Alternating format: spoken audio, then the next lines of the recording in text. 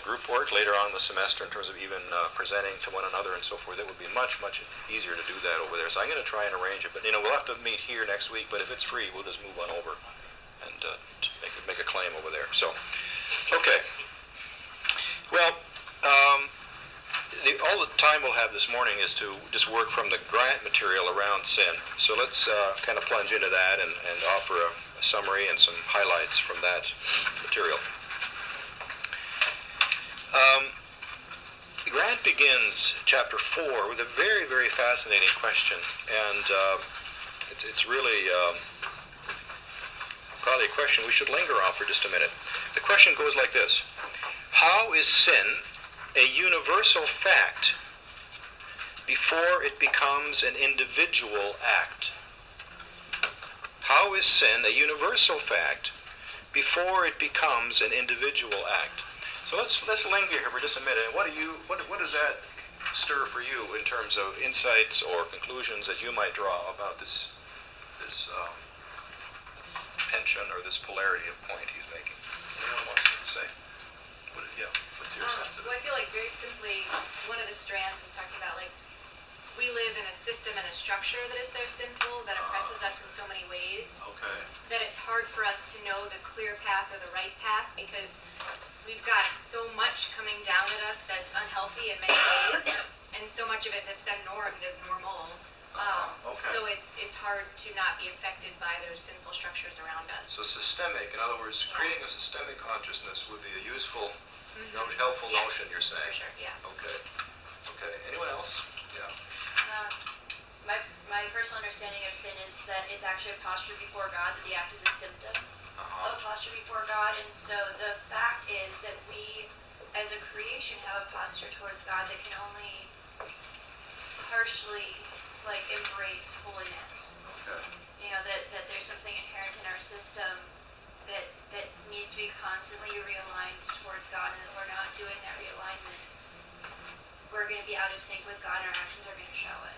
So is it fair to, I don't want to put words in your mouth, but it's a state of being maybe more? Is that kind of where you're leaning? It's a lot of things, an attitude about how we treat creation, how we treat other people, how we treat God, what we give and what we get. Okay. I like state of being. Yes.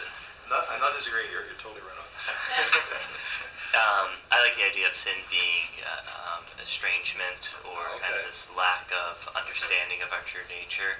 So so from the get-go, when we enter into the limitations of our bodies and manifest reality, that makes it so we kind of miss the mark. If sin also being missing the mark, so we're not able to see the fullness of possibilities and the fullness of reality, and that we're kind of the structure that just sets us up as being humans and playing this game is inherently leading us towards making mistakes and therefore sinning.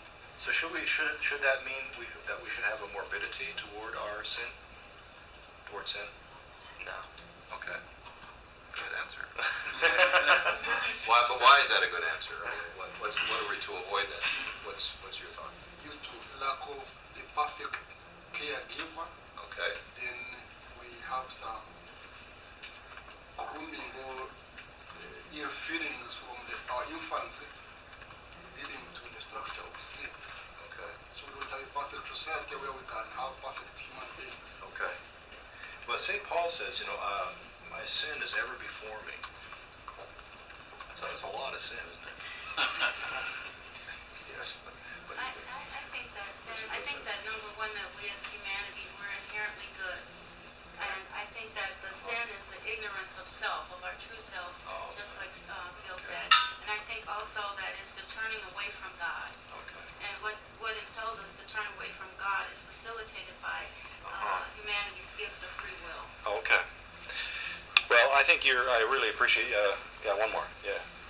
I just have always looked at sin as something that puts distance between me and community or relationship, me and God, and also the other would be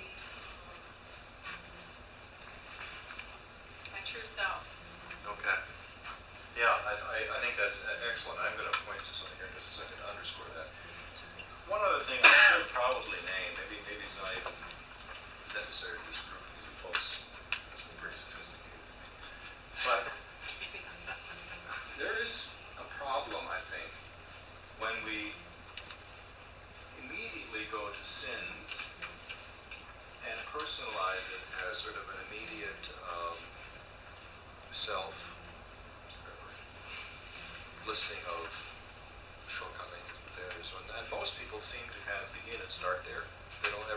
test that notion? And why do you think that's a limitation, a problem, perhaps? Anybody care to?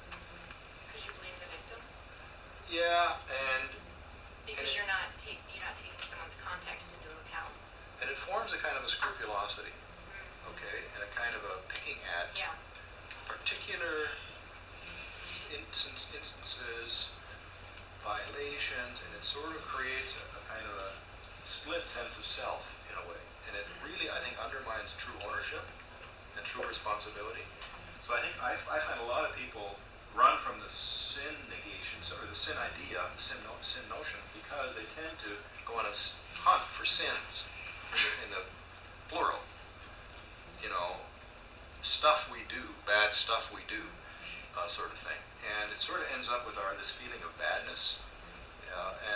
And that's why I was getting at this question of morbidity. You know, we're not about to embrace morbidity here. We're about ownership. All right? And the vulnerabilities of ownership. To me, that's a very different way of being on a sins hunt versus standing before God in our true nakedness. Okay? To me, that's the whole point of being willing to be revealed and to be transparent to God. And the hiddenness of the Garden of Eden